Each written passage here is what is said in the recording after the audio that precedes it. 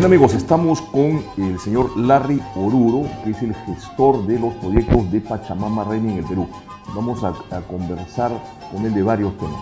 Vamos a hablar en esta oportunidad sobre la importancia del idioma quechua en las actividades del desarrollo agropecuario en general del país.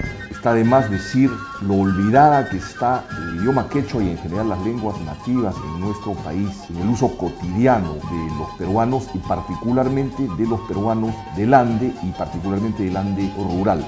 Como alguna vez dijo alguien, es importantísimo poder entender la cultura, poder pensar en quechua para poder comprender y percibir con mayor claridad la problemática de una determinada comunidad, de una determinada zona rural de nuestro país. Y si el idioma quechua no se hace extensivo, no solamente a los profesionales y técnicos vinculados al sector agropecuario, sino también a la sociedad civil en su conjunto, seguramente que poco es lo que estaremos aportando para comprender mejor la problemática del sector agropecuario. Es importante que se tome conciencia sobre el multilingüismo en nuestro país y en particular sobre la importancia del quechua. Medios de comunicación, líderes de opinión, políticos, en general deben tener acceso, entender, conocer los fundamentos y bases de la lengua quechua para poder entender mejor la problemática del sector rural en nuestro país. Ejemplos abundan en el mundo. En Sudamérica, Paraguay, por ejemplo, es un ejemplo emblemático de cómo se ha generalizado el guaraní a todo nivel, de manera que lo que estamos hablando no son simples palabritas, sino pueden convertirse también en realidades. Y otros ejemplos que abundan en otras latitudes, en Europa y en África, por ejemplo. Bien, Larry, muchísimas gracias por estar nuevamente con nosotros acá en la ciudad de Lima. ¿Cuál es la importancia, Larry, del idioma quechua para el desarrollo integral del sector agropecuario en primer lugar? Primeramente agradecerte la invitación, Ricardo. Yo vengo de Pachamama Raimi, tal como me presentaste. Pachamama Raimi es una asociación civil y lo que significa es una palabra en quechua. Pachamama es la madre tierra, Raimi es la fiesta, ¿no? La fiesta y la fiesta del desarrollo, de la capacitación, ¿no? Como trabajamos en el campo con Pachamama Raimi. Para el desarrollo rural, para poder llegar a las personas, comprenderlas, conocerlas y entender la problemática en la que atraviesan, también hay que saber ver cómo ellos ven, cómo ellos están sintiendo, cómo ellos están viviendo el campo, ¿no? Y cómo ellos ven su futuro, cómo ellos ven el desarrollo. Y a veces nos olvidamos de su idioma, de su cultura, ¿no? Son los lentes con los que miran ellos su porvenir. Y para nosotros en Pachamama Raimi eso es muy importante, para que el campesino te pueda abrir las puertas, y no solo las puertas, también, como dicen, su corazón, ¿no? Su forma de ver el desarrollo. Hay que hablarles en su idioma. Y no solo en el quechua, sino también conocer su cultura. Y hablar en su idioma es más que las palabras en quechua, sino comprender cómo viven, comprender cómo miran las cosas, cómo ven su pasado y cómo ven el futuro. Entonces, en Pachamama Raimi nosotros tenemos un componente muy importante de la metodología, es el interaprendizaje, ¿no? Aprender de campesino a campesino, enseñar y aprender del uno al otro.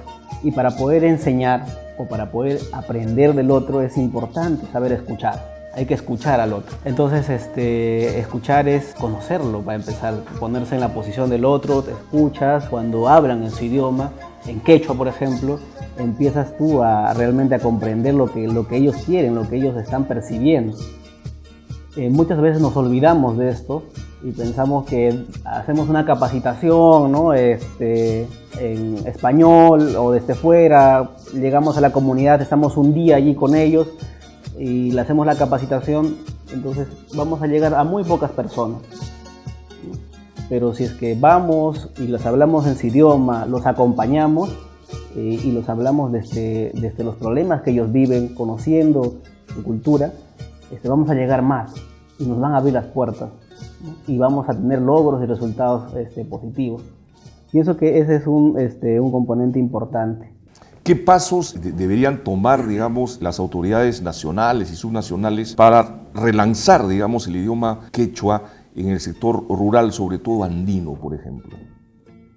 El idioma quechua en el sector rural, actualmente los campesinos lo utilizan en las casas, en la chacra, en un componente más, digamos, más interno, ¿no?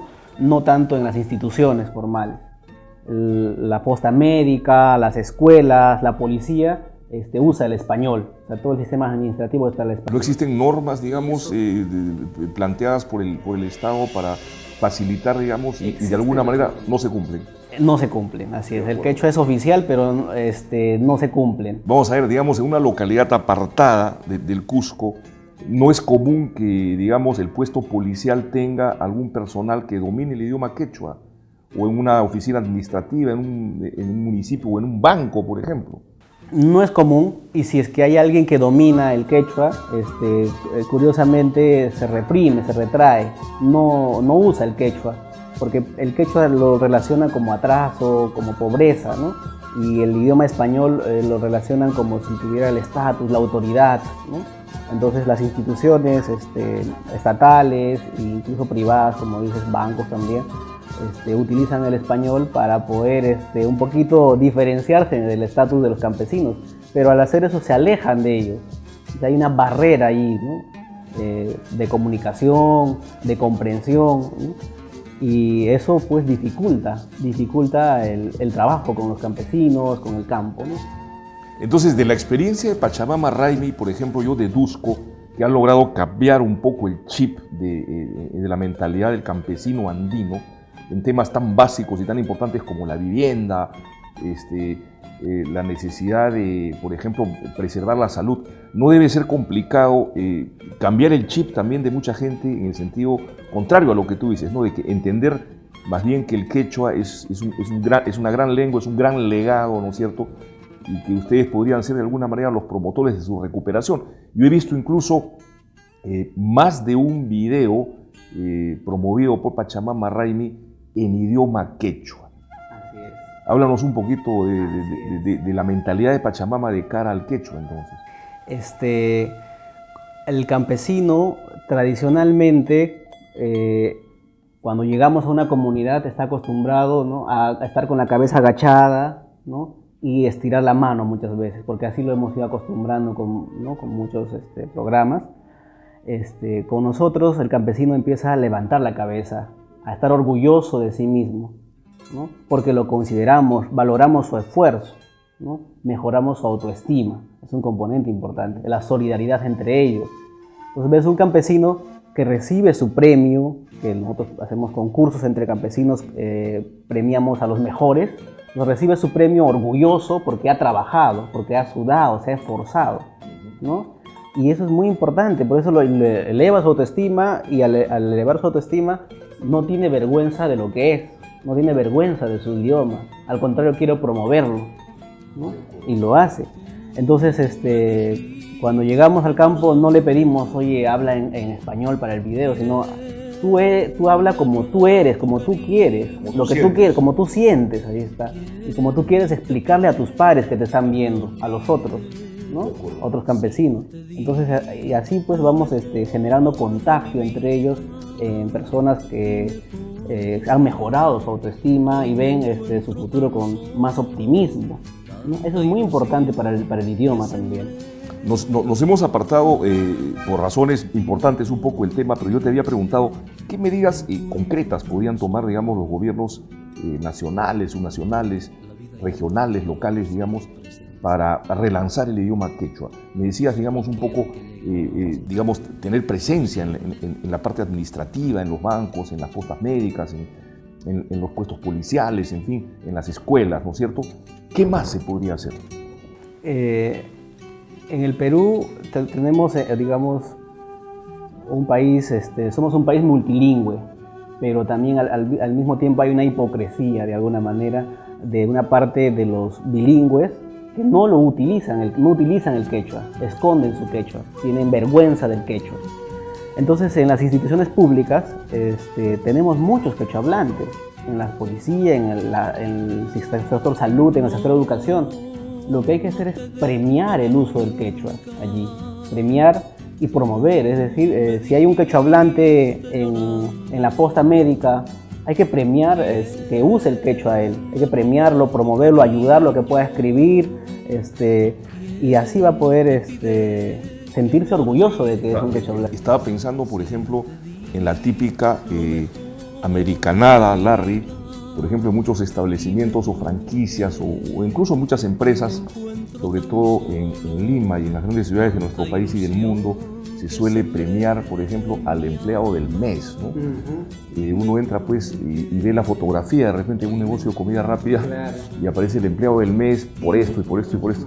Aplicando un poco esos conceptos que ustedes los aplican, digamos, con la filosofía propia de Pachamama Raimi, se podría también empezar a premiar, como tú dices, este tipo de actitudes de la gente, del peruano común y corriente que de repente está en una localidad apartada de nuestros Andes, de repente en una oficina administrativa, no sé, digamos, en donde orgullosamente manifiesta y sea públicamente conocido que domina el idioma quechua, que se pone al servicio de sus hermanos quechuahablantes, por ejemplo. Así es, y yo hago un llamado a todos los quechuahablantes urbanos, es decir, todos los quechuahablantes que están en las ciudades, los quechuahablantes limeños, arequipeños, cusqueños que están allí, les hago un llamado a los profesionales a que no tengan vergüenza del quechua y empiecen a usar, a hablar y a buscar a sus pares quechuahablantes. Muchos tienen el quechua como en pausa, ¿no? Lo que falta es despertar el quechua ahí. Corrígeme entonces si me equivoco, si afirmo que el departamento en donde hay más quechuahablantes en el Perú es Lima.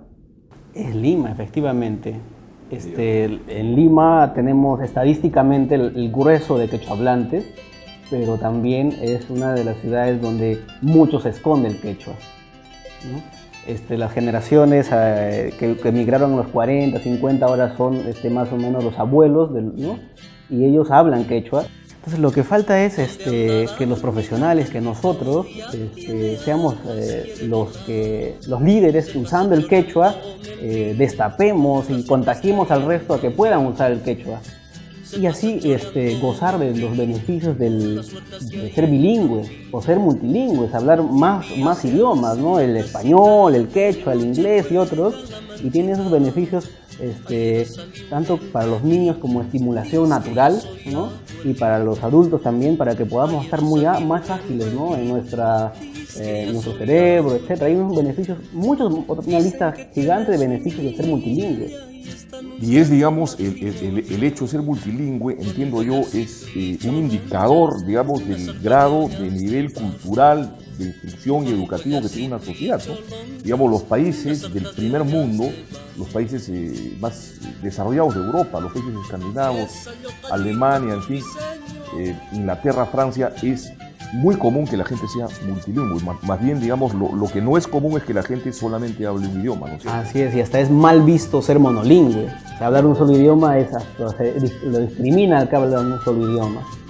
Sucede lo contrario en el Perú, ¿no? Tenemos las comunidades rurales que son bilingües, hasta algunos trilingües en la zona de Cusco, Puno y Madre de Dios, por ejemplo, donde la gente habla aymara, quechua y español, ¿no? Pero curiosamente ellos no son visibles, ¿no? Los tenemos ahí excluidos, ¿no? Y los monolingües, ser monolingüe es bueno, ¿no? El español tiene un estatus. No se está considerando eso. Me parece muy interesante lo que tú dices sobre la existencia de compatriotas que son trilingües, ¿no? O sea, gente que te habla el español, el aymara y el quechua. Nos imaginamos gente que vive pues en Puno, en Madre de Dios, en Cusco, ¿no es cierto? Yo soy de Quispicanchis, que es una provincia de Cusco que está en frontera con Puno, con Carabaya, ¿no? Puno está ahí, ¿no? Entonces yo en el mercado puedo escuchar y entender el aymara y hasta comunicarme en aymara, pero mi lengua, digamos, más nativa es el quechua.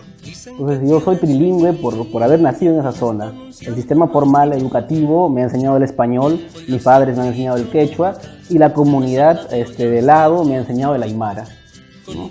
Y yo luego saliendo al Cusco, ya estudiando acá en Lima, domino también el inglés, ¿no? Y así los quechuahablantes, los aymara hablantes y otras lenguas nativas que tenemos en la selva deben estar orgullosos de ese idioma y usarlo.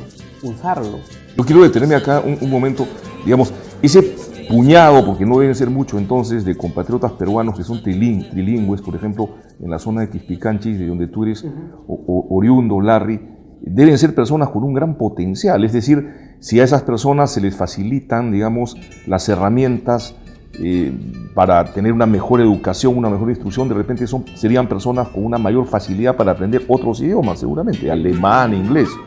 ¿Eso se puede medir, digamos?